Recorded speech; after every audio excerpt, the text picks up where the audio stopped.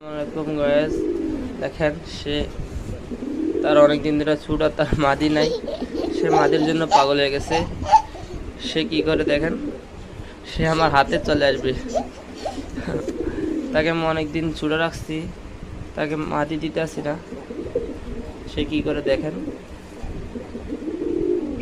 এই দেখেন কি করে। আসো আসো আসো, এই দেখো কি করে পাগল হয়ে গেছে সে মাদির জন্য। দেখেন দেখেন কি করতেছে, সে মাদের জন্য একবারই পাগল হয়ে গেছে। দেখেন কি করে, এই দাগ দেখেন দেখেন।